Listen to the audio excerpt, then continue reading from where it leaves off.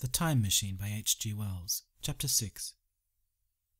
It may seem odd to you, but it was 2 days before I could follow up the newfound clue in what was manifestly the proper way. I felt a peculiar shrinking from those pallid bodies. They were just the half-bleached colour of the worms and things one sees preserved in spirit in a zoological museum, and they were filthily cold to the touch. Probably my shrinking was largely due to the sympathetic influence of the Eloi, whose disgust of the Morlocks I now began to appreciate. The next night I did not sleep well. Probably my health was a little disordered. I was oppressed with perplexity and doubt. Once or twice I had a feeling of intense fear for which I could perceive no definite reason. I remember creeping noiselessly into the great hall where the little people were sleeping in the moonlight.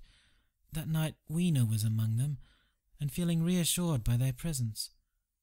It occurred to me even then that in the course of a few days the moon must pass through its last quarter, and the nights grow dark, when the appearance of these unpleasant creatures from below, these whitened lemurs, this new vermin that had replaced the old, might be more abundant.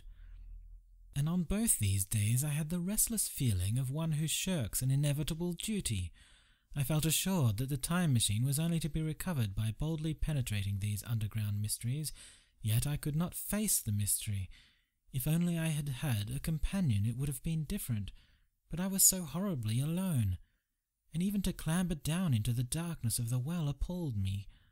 I don't know if you will understand my feeling, but I never felt quite safe at my back.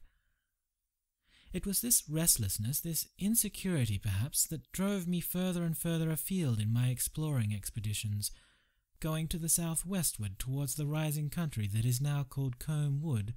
I observed far off, in the direction of 19th century Banstead, a vast green structure, different in character from what I had hitherto seen. It was larger than the largest of the palaces or ruins I knew, and the facade had an oriental look, the face of it having the lustre as well as the pale green tint, a kind of bluish green of a certain type of Chinese porcelain. This difference in aspect suggested a difference in use, and I was minded to push on and explore. But the day was growing late, and I had come upon the site of the place after a long and tiring circuit. So I resolved to hold over the adventure for the following day, and I returned to the welcome and caresses of little Weena. But next morning I perceived clearly enough that my curiosity regarding the palace of green porcelain was a piece of self-deception to enable me to shirk, by another day, an experience I dreaded. I resolved I would make the descent without further waste of time, and started out in the early morning towards a well near the ruins of granite and aluminium. Little Weena ran with me. She danced beside me to the well, but when she saw me lean over the mouth and look downward, she seemed strangely disconcerted. "Goodbye, little Weena," I said, kissing her, and then putting her down I began to feel over the parapet for the climbing hooks. Rather hastily, I may as well confess, for I feared my courage might leak away. At first she watched me in amazement, then she gave a most piteous cry, and running to me she began to pull at me with her little hands. I think her opposition nerved me rather to proceed. I shook her off, perhaps a little roughly, and in another moment I was in the throat of the well. I saw her agonized face over the parapet and smiled to reassure her. Then I had to look down at the unstable hooks to which I clung. I had to clamber down a shaft of perhaps 200 yards.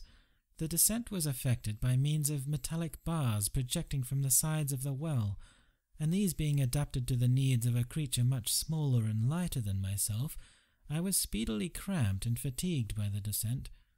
And not simply fatigued. One of the bars bent suddenly under my weight and almost swung me off into the blackness beneath. For a moment I hung by one hand, and after that experience I did not dare to rest again.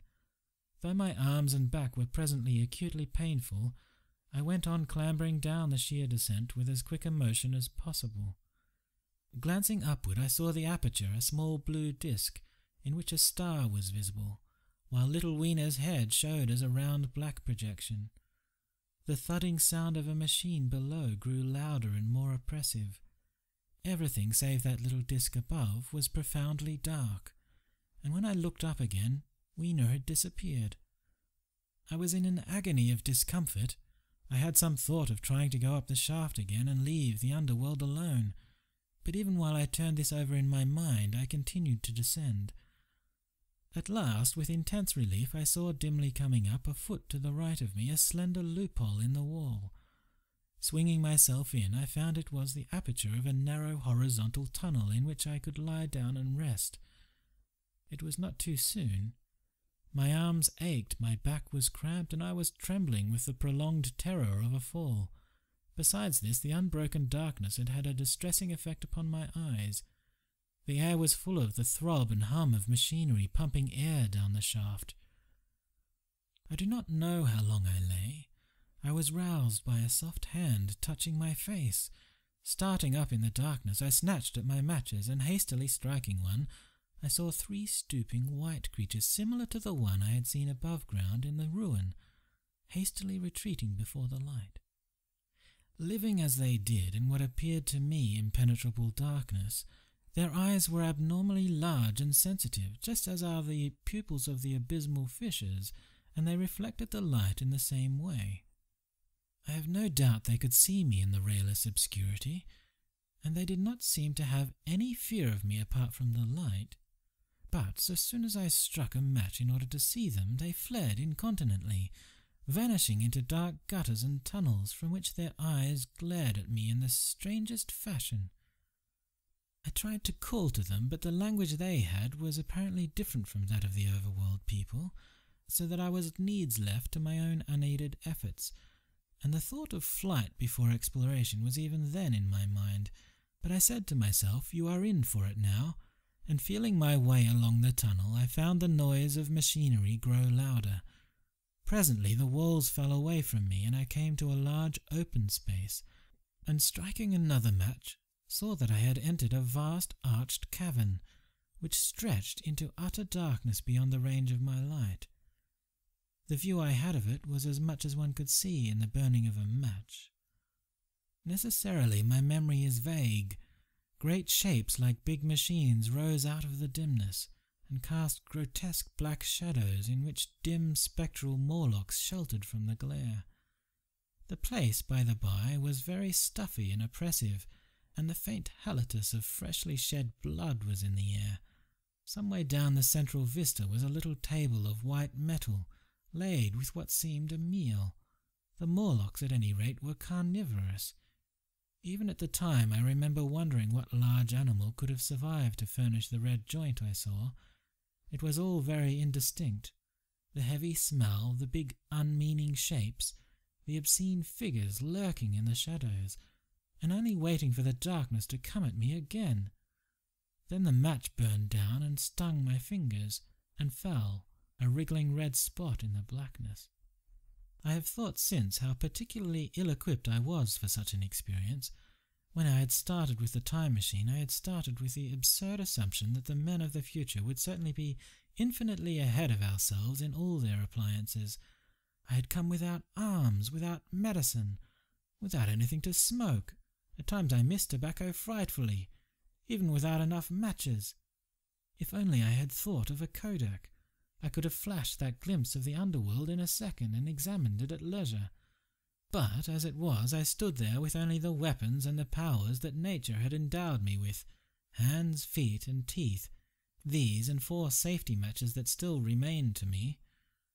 I was afraid to push my way in among all this machinery in the dark, and it was only with my last glimpse of light I discovered that my store of matches had run low. It had never occurred to me until that moment that there was any need to economize them, and I had wasted almost half the box in astonishing the upperworlders, to whom fire was a novelty. Now, as I say, I had 4 left, and while I stood in the dark, a hand touched mine. Lank fingers came feeling over my face, and I was sensible of a peculiar, unpleasant odour. I fancied I heard the breathing of a crowd of those dreadful little beings about me. I felt the box of matches in my hand being gently disengaged, and other hands behind me plucking at my clothing. The sense of these unseen creatures examining me was indescribably unpleasant. The sudden realization of my ignorance of their ways of thinking and doing came home to me very vividly in the darkness. I shouted at them as loudly as I could. They started away, and then I could see them approaching me again. They clutched at me more boldly, whispering odd sounds to each other. I shivered violently and shouted again, rather discordantly. This time they were not so seriously alarmed, and they made a queer laughing noise as they came back at me. I will confess I was horribly frightened. I determined to strike another match and escape under the protection of its glare. I did so, and eking out the flicker with a scrap of paper from my pocket, I made good my retreat to the narrow tunnel. But I had scarce entered this when my light was blown out, and in the blackness I could hear the Morlocks rustling like wind among leaves and pattering like the rain as they hurried after me.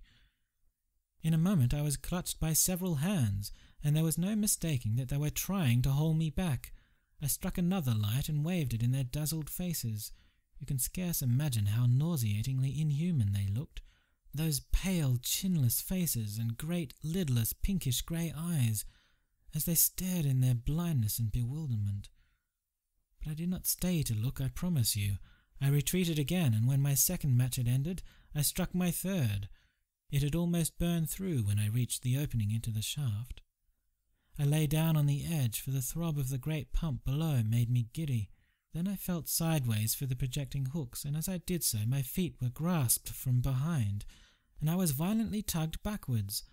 I lit my last match, and it incontinently went out. But I had my hand on the climbing bars now, and kicking violently I disengaged myself from the clutches of the Morlocks and was speedily clambering up the shaft, while they stayed peering and blinking up at me, all but one little wretch who followed me for some way and well-nigh secured my boot as a trophy. That climb seemed interminable to me. With the last 20 or 30 feet of it a deadly nausea came upon me. I had the greatest difficulty in keeping my hold. The last few yards was a frightful struggle against this faintness. Several times my head swam, and I felt all the sensations of falling. At last, however, I got over the well mouth somehow, and staggered out of the ruin into the blinding sunlight. I fell upon my face. Even the soil smelt sweet and clean. Then I remember Weena kissing my hands and ears, and the voices of others among the Eloi. Then, for a time, I was insensible.